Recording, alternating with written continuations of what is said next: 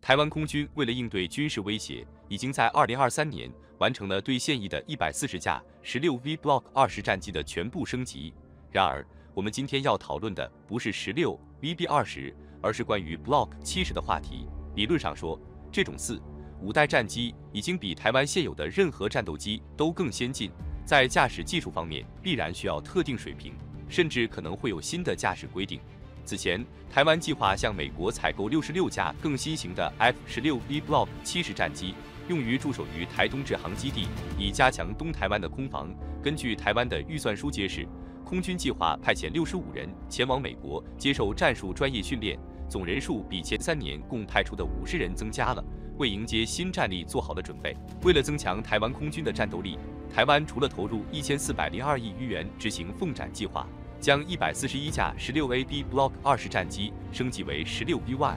还获得了美国2019年同意向台湾出售66架更先进的 F-16V Block 70战机。台湾以凤翔专案为代号执行此计划，并通过总额2472亿余元的特别预算案，计划在2026年之前全部获得。不过，原定于2023年获得单座机和双座机的交接进度略有延迟，首架机预定在第3季度交付，但按照规划，到2026年之前将全部完成交接，以适应新的战略空军。已于今年底完成了组织调整，原驻守于台东制航基地的第7飞行训练联队已经改组为战术战斗机联队，预计将下辖3个作战队，由上校担任作战队长。原本的飞行训练业务则全部移交给飞行训练指挥部。这个新成立的单位原为空军官校飞行指挥部，现已独立升格为指挥官，维持少将阶级，包括永营高教机、AT-3高教机、GT-34初教机等各种训练与后勤工作皆由此单位负责。现在，我想向大家提出一个问题：战机数量的急剧增加和飞行员紧迫训练意味着什么？在我看来，台湾目前正在做的事情是对未来有着明确的认知，尤其是对于台湾的未来视野。因为在俄罗斯与乌克兰的战场上，台湾已经观察到，虽然被称为世界第2大国的俄罗斯在空中作战中的能力相当薄弱，这导致地面部队无法有效地收复领土。今天我借着 F-16V 扩编事件，想要向大家讲解空中战斗的重要性，因为它是地面部队最重要的防御和力量支援。由于本期视频较长，请大家耐心观看。接下来我们直接进入正题。我相信台湾的高层们都明白，如果没有制空权，一场恶战注定会以失败告终。日本就是一个鲜明的例子，即使美国的飞机都飞到了自家门口，日本的军机依然没有发现。有句话说得好，拥有制空权就像掌握胜利的钥匙。这是意大利将军朱利奥·杜黑在制空权方面一再强调的核心观点，也是现代空军的核心理念。拥有制空权意味着拥有一支能够在任何时间、任何地点展开各种攻击行动的巨大空中力量。这支空中火力部队不仅可以与地面部队协同作战，牢牢掌握战场的主动权，还能随时进行精确打击。然而，在乌克兰战争近2年的过程中，我们频繁目睹俄罗斯空军在战场上的缺席，导致地面进展缓慢，战局陷入僵局。空军的缺失无疑是一个难题，而俄罗斯空军陷入困境的原因，除了在乌克兰战场上的挫败外，还涉及更为深刻的问题。2015年11月，俄罗斯空天军创下了单日出动134架次的纪录，其出动强度大约相当于当年越战后卫战役首日美国空军的出动强度。这种空袭强度，即便对于强调战术空袭作用的美国空军，也需要经过精心计划方能在短时间内达到。因此，可以明显看出，俄罗斯空天军仍然延续了苏联前线空军短促高强度前线突击的思想，通过在短时间内对局部地区实施强大的空中火力。俄罗斯空天军旨在摧毁敌方关键地域目标，或者掩护己方地面部队实现在敌方要地驻守区域创造突破口的目标。这正是苏联前线航空兵的本职工作。而在叙利亚战场上，面对的主要近程防空火力是23炮和 Main Path， 中程防空火力最多为山毛榉。俄罗斯空天军的攻击机能够大胆行动，充分发挥对地攻击的优势。在叙利亚战争中，空天军的 Su-25最常使用的并非精确制导弹药，而是传统的火箭弹巢夹击炮组合，延续了当年伊尔2攻击机的死亡车轮战术。他们通过4级或8级编队连续俯冲攻击一条线或一个区域，并在改变攻击航线后拉升继续盘旋监视和攻击目标。通过这种长时间高强度的巡航攻击，没有受到威胁的空天军攻击机通常能够在一个目标上取得毫不留情的夸张效果。除了苏联传统的前线航空兵火力突击，俄罗斯空天军在叙利亚战场上的战术先进水平也不可忽视。他们向海军陆战队或叙利亚军队中派遣空军火力控制小组，或通过与经过培训的 SSO 特种部队通联的方式，获得了之前在任何一场战争中都未曾达到的空中密切支援精度。这正是他们与美国同行之间的差距所在。一般来说，具备火力控制小组的战斗中，空天军通常会挂载精确制导弹药，这种搭配在一些需要精准打击的战斗中，例如解放巴尔米拉古城和大马士革争夺战等，能够事半功倍。举例来说，俄军在叙利亚实施精确空袭，时常使用 Su-34或 Su-24挂载 CAP 500L 激光制导炸弹，通过引导和控制对目标进行空袭。这基本上意味着一发炸弹就能解决一栋楼或者弹药库等目标，大大减少了附带损伤和巷战中攻坚问题的困扰。当然，精确制导武器的代价较高，为了节约经费，俄军还采用了一种基于格罗纳斯卫星的机载瞄准系统，被称为 SVP-24。这种系统的最大优势在于允许俄军使用最常见的250、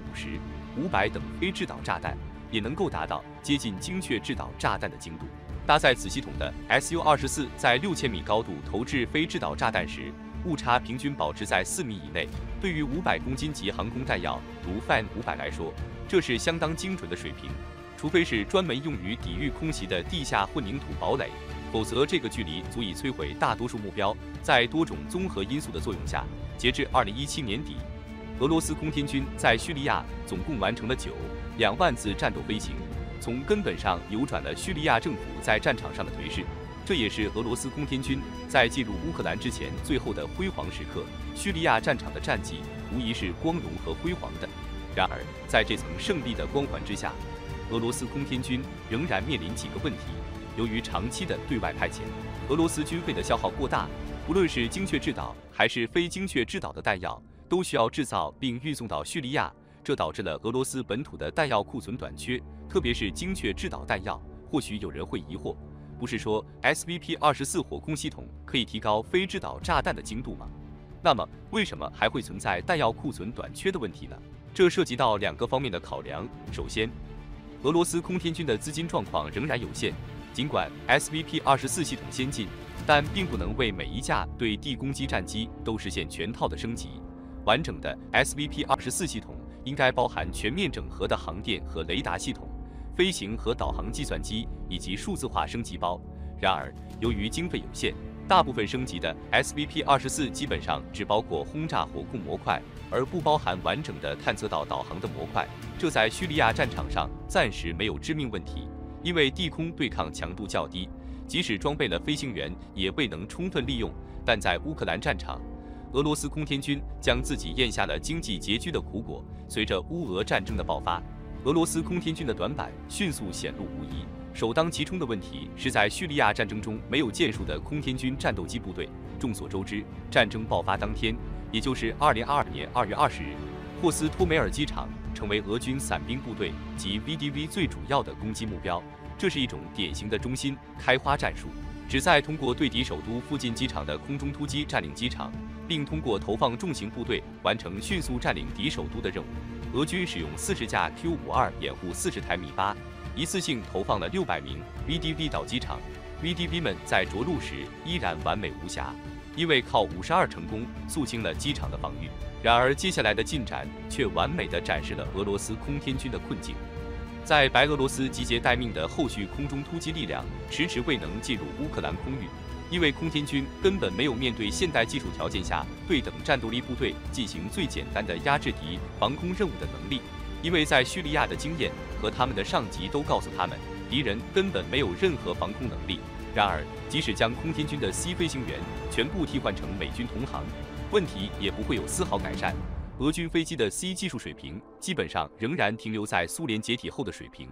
这种技术水平在面对苏联自己的野战要地防空火力时，胜负也只是5-5开的水平。一旦乌军做出反应，防空系统哪怕发挥5成水平，乘坐伊尔76的后续 VDV 支援部队，包括所有的重型装备，都将变成空中无降落伞蹦极大会。这种损失是相当惨重的，也是俄罗斯无法承受的。因此，在一开始，俄罗斯指挥部就做了双重准备，即后续运输机的空投着陆投送兵力是一个方案，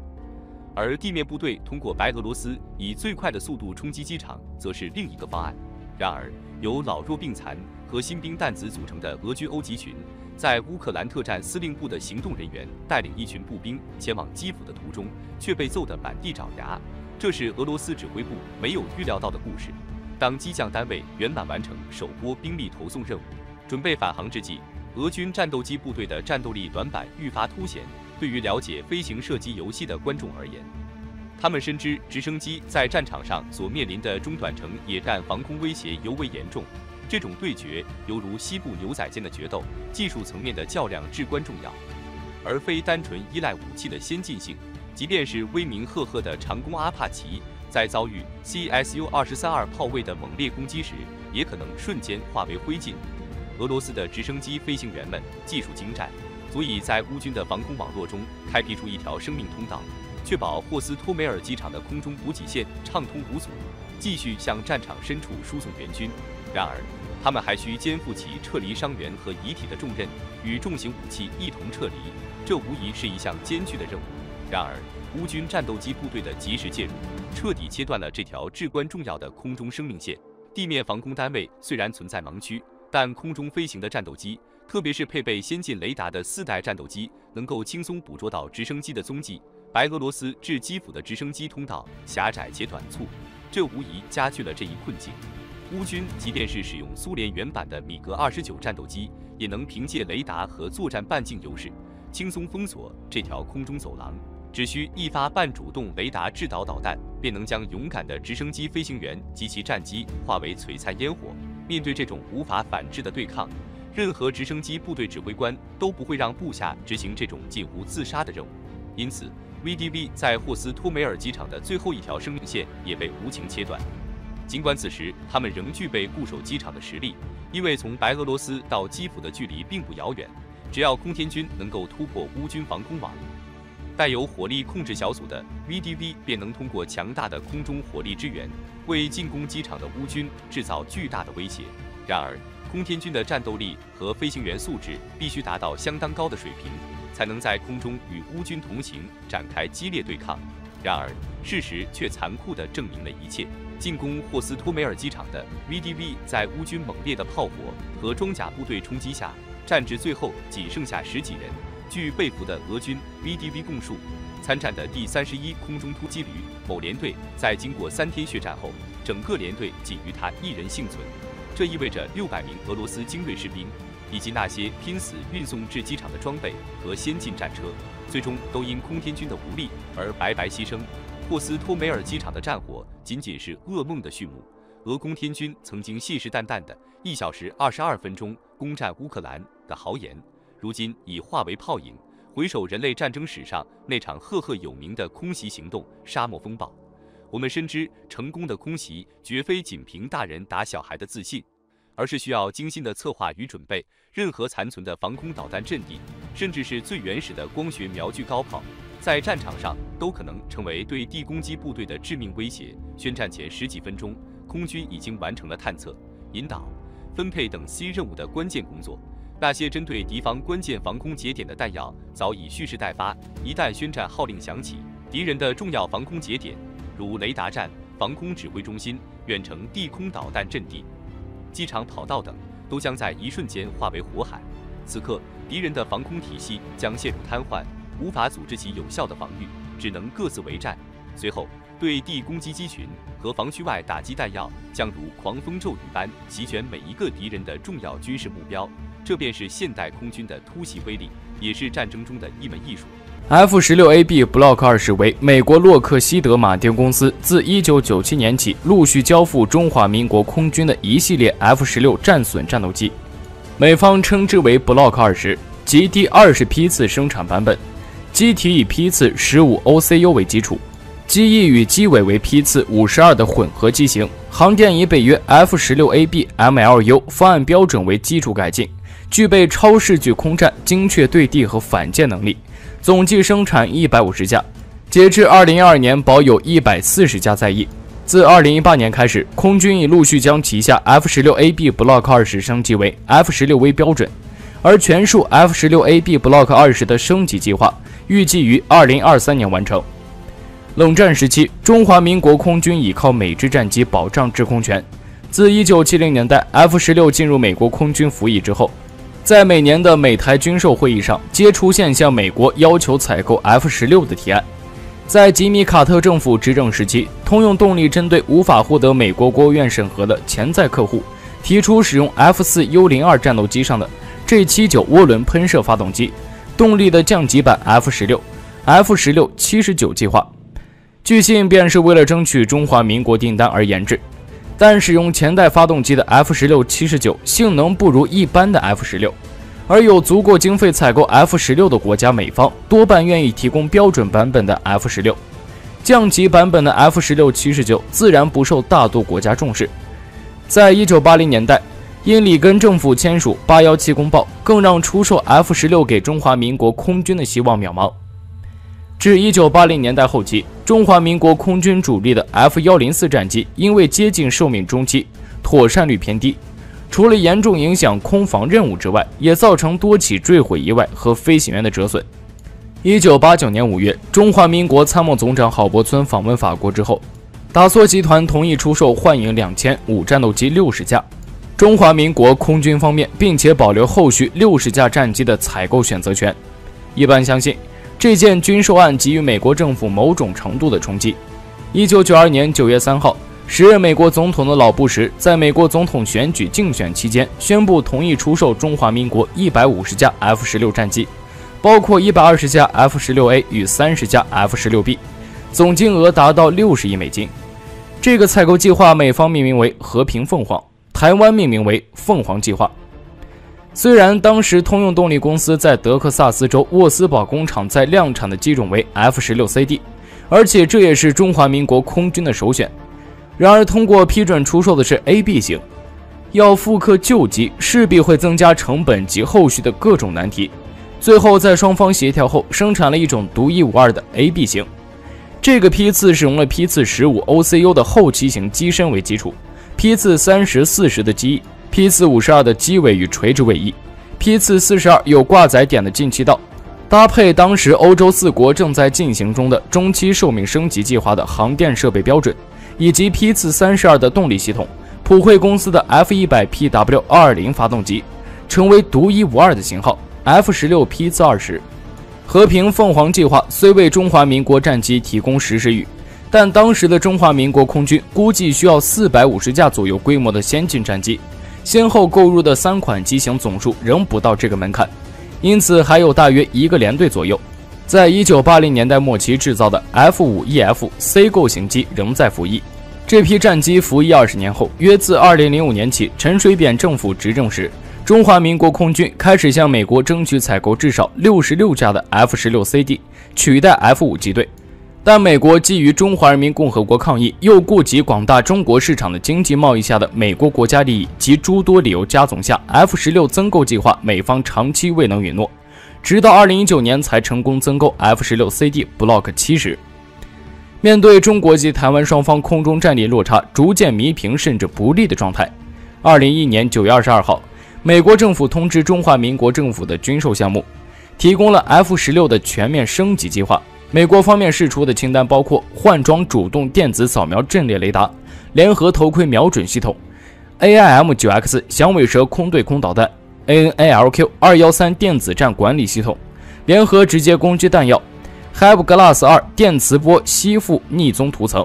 以及计划研究换装 F100PW229 发动机等。之后实际升级并未更换发动机，而是沿用原有的 F100PW220 发动机。而美国部分参议员与众议员则希望奥巴马当局批准 F-16CD 对台军售案，一方面可以满足中华民国的要求，二方面可以让即将关闭的 F-16生产线延长一段时间，解决美国严重的失业率。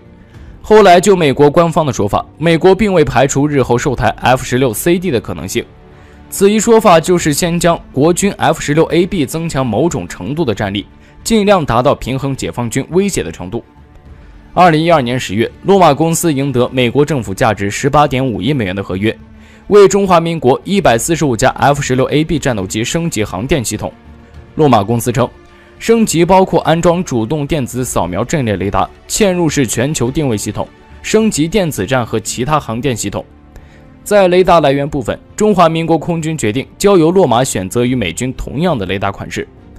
2013年8月1号，洛克希德马丁宣布由诺斯罗普格鲁曼 SABR 雷达赢得竞标。升级工程除了前2架在美国实施外，大部分改装业务由汉翔工业在台湾进行。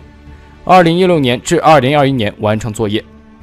2015年10月21号，洛克希德马丁公司在公司官网上宣布，换装主动电子扫描阵列雷达等设备的 F-16V 已于16号在德州沃斯堡基地完成首度试飞。该架完成性能提升的 F-16A 战机隶属中华民国空军，这也是全球首架 F-16V 型战机完成试飞。另一架由双座机改装，在中华民国空军服役的 F-16机队首批升级在2017年1月16号进场。批次20是以批次 15OCO 的后期型机身结构为制造基础，而批次 15OCO 的后期型特色则是采用批次50、52的机翼和后机身，强化原先的 F-16A 的结构缺点，因此在机身空重部分高于批次32，低于批次52。进气口更换为两侧下方增设硬点结构的批次42架构，可携带低空导航及夜间红外线标定侧舱外销版 AN/AAQ-20 探路者导航夹舱与 AN/AAQ-19 神射手标定夹舱，其进气口为 F100PW-220 构型，直径较小，不适用 CD 批次50、52进气量较大的 F110GE129 或 F100PW-229 发动机。批次20装备 AB 型使用的 AN/APG-66 脉冲多普勒雷达，中华民国空军使用的型号为 AN/APG-66，最大探测距离约为150公里，输入功率为 3.58 千伏安，共购买157具。与欧洲国家中期寿命升级的 2A 不同，3为配合麻雀飞弹需要的半主动雷达导引，增加了连续波发射组件，提供连续波照明模式供飞弹射击指挥用。同时，因早期凤隼案时美国并未出售中华民国 AIM-120，故将 AIM-120的导引能力暂时锁起，直到2000年美国政府宣布同意出售我国 AIM-120后，才将此能力恢复。除此之外， AN/APG-66 和 APG-66-2A 能力大致相同，如最大探测距离180公里，能追踪10个目标并导引飞弹打击其中6个。批次20和批次15OCU 一样，都是使用 F100PW-220 涡轮扇发动机，特点是采用数位控制系统，改进先前型号的缺点和提高可靠度。最大军用推力14370磅，最大后燃推力23770磅。批次20使用的航电系统多半与欧洲、北约国家在1980年代实施的 MLU 计划相同，飞控计算机为德州仪器公司的模块化任务计算机，搭配菲尔蔡防卫公司的数字化地形系统。资料显示则是由捍卫公司的彩色阴极射线显示器。座舱内部仪表板与夜视镜兼容，不过座舱罩上并未镀上降低电磁波反射的筋膜。批次20虽然是新生产的飞机，然而机上的线传飞控系统仍然沿用 F-16A 的类比系统，而非 F-16C 的数位系统，也因此无法与完整版的蓝艇侧舱进行整合。2001年，因采购 AIM-120，批次20机队将任务计算机升级至 MMC 3051标准。批次20主要的电子自卫系统是 AN/APX-113 先进敌我识别器及 AN/ALR-56M 雷达预警接收器，搭配 AN/ALE-47 反制撒布器提供的基本电磁波辨识、警告及自卫技能。ALR-56M 先后在2006、2016两度升级更新。除了被动防御针检硬件，1994年美方同意出售80套 AN/ALQ-184电子干扰夹舱，这一款电子干扰夹舱也在后续升级中整合入 AN/ALE-50拖曳诱饵系统，为 F-16提供较充分的电子作战自卫能力。1998年6月，美国另外同意出售28套蓝艇外销版夹舱，总价值1.6亿美金。这一批夹舱虽然没有原版蓝艇的完整功能，包括自动地形追沿与回避，以及自动指派目标给红外线影像导引的小牛飞弹，但是仍让批次20机队得到了夜间低空作战能力。除了与战斗相关的系统，在和平凤凰计划执行时，空军同时以凤眼计划采购挂于机腹的侦照夹舱，使 F-16具备侦察机的能力。夹舱军规编号 ANVDS-5 LOROP EO， 此装备实际筹获始末空军并未公开资料，外界仅知采购10组，在2000年派遣相关人员赴美接受训练，略约在2004年该批装备结缴给中华民国空军第12战术侦察机中队服役。此侦照夹舱具有光学、红外线影像侦照功能，采数字化存储器储存影像资料，侦照距离有2种说法：50海里以上与70海里。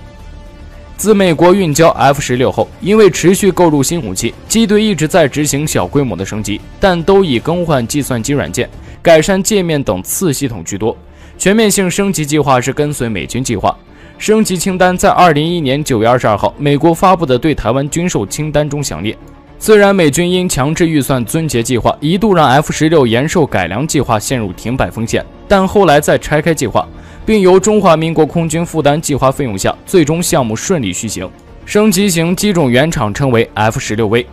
2017年9月27号，东森新闻采访嘉义空军基地的455战术战斗机联队，该联队战力展示在待命室待命的飞行员完成战机6分钟升空拦截。2017年9月30号，中国中央电视台首次播放中国人民解放军空军的轰 6K 轰炸机于2015年3月30号飞越台湾南方海域的巴士海峡时，遭2架不明战机拦截。和轰 6K 最近距离仅10多公尺，两岸官方皆未证实战机国籍、机种，但两岸军事网站根据外形研判为中华民国空军的 F-16战机。2019年10月，三立新闻台能战全民新世界公布6802、6821跟6609、6623、6631、6653在嘉义基地飞行影片。2019年11月，空军派出6架性能完成提升的 F-16V 战机首次参与天龙演习。随着战事的深入发展，不少军民网友注意到一个奇特的现象：除首日相对稀疏的导弹精确打击外，俄军的战术打法似乎颇有些复古风，甚至让不少人想起了多年前2次车臣战争。最主要的是，俄空天军在开战初期的存在感之低，让人难以想象。而他最终开始大规模介入战斗后，却以损失惨重而上了热搜。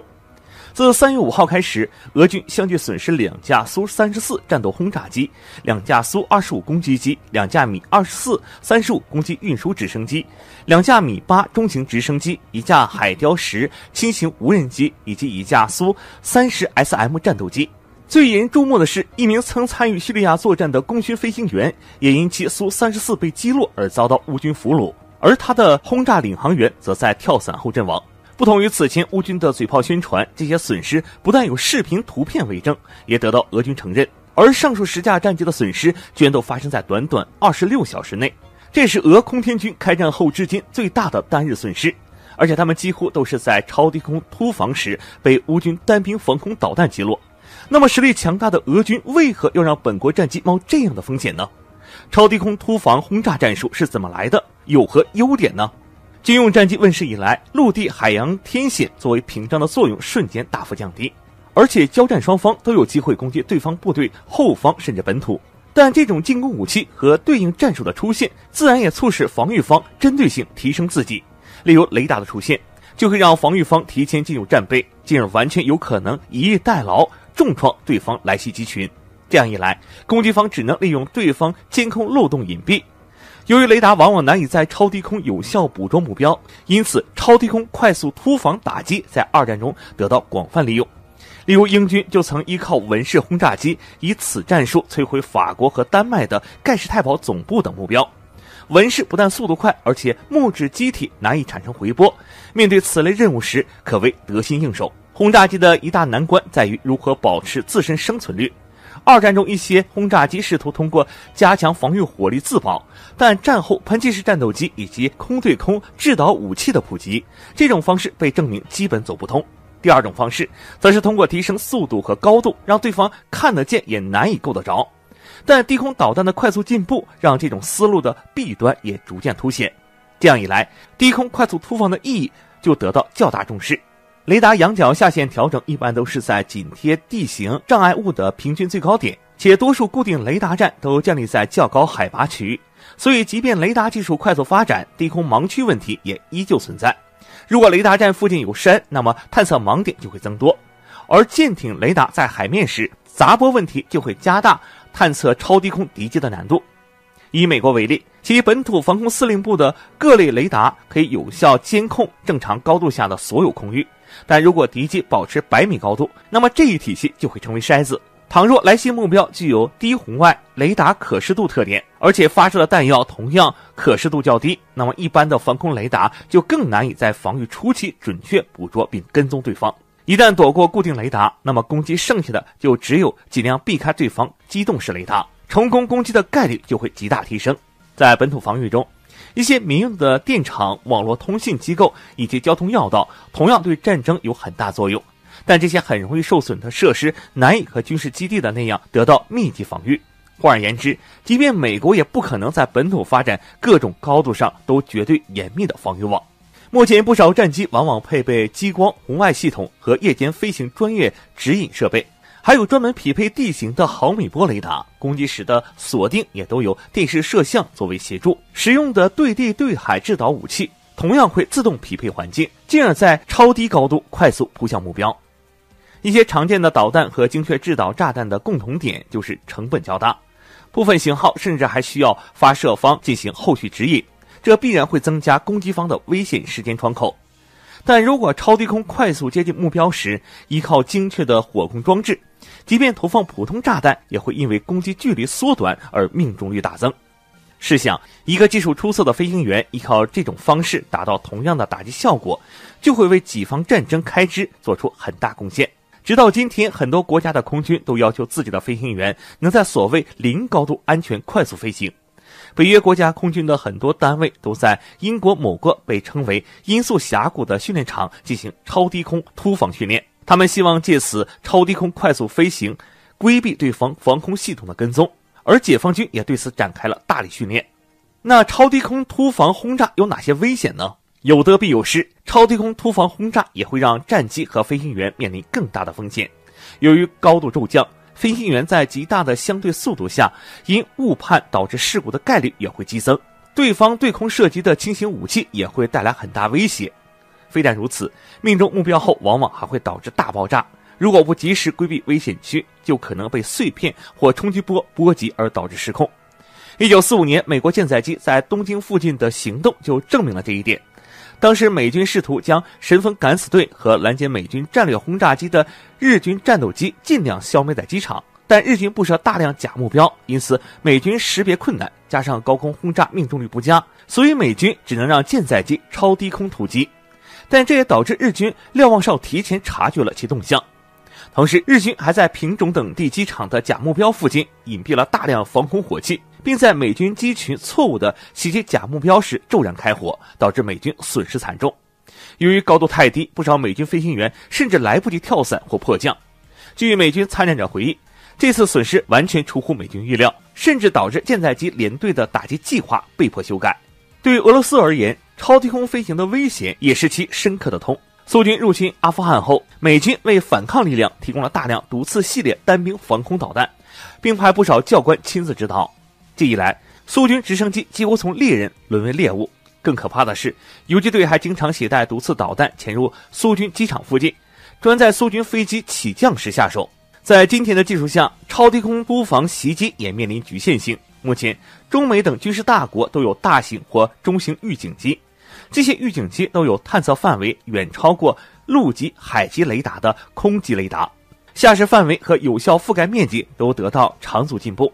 即便对方机群以零高度来临，也难免被发现。这样一来，此类战术的突然性就会大打折扣。在乌克兰的俄空天军战机为何损失惨重？自海湾战争以来，现代战争中10大空袭战法的概念逐渐得到公认，它们分别是精兵做先锋的精确制导武器斩首战、预警机和卫星等设备结合的合成立体侦察战、多机种协同作战，外科手术室远程精确打击，防区外打击、电子压制、迷惑或摧毁结合，小分队多路同时夹击，隐身战机加电子战机配合的突袭，饱和式制导武器、重锤打击以及夜间空袭。然而今天的俄空天军却根本不达标。例如近日被击落的一架苏34，就是在切尔尼戈夫附近被 9K310 这种上世纪80年代的苏联造单兵防空导弹击落的。另一架米24直升机是在10多米高度上被附近地面树林中突然出现的单兵防空导弹击落。尽管这的确证明超低空任务的危险性，但也暴露了俄军不少问题。以苏34为例，该机配备了新型火控计算机、液晶显示器、新型数据链，可携带多种激光制导炸弹或电势制导炸弹，还能挂在数据链吊舱进行末端制导。让人大跌眼镜的是，被击落的一架苏34和其他被击落的俄军战机残骸显示，他们根本没有携带制导武器，只使用普通 FAB500 一类无制导炸弹。正常情况下，战斗机或攻击机会在6000米高度进行精确打击，此时对方单兵防空导弹根本不构成威胁。如果使用老式无制导炸弹时，就必须降到超低空，以较平稳的速度和航向接近。此时的战机几乎就是活靶子。更糟的是，超低空状态下反应时间很短，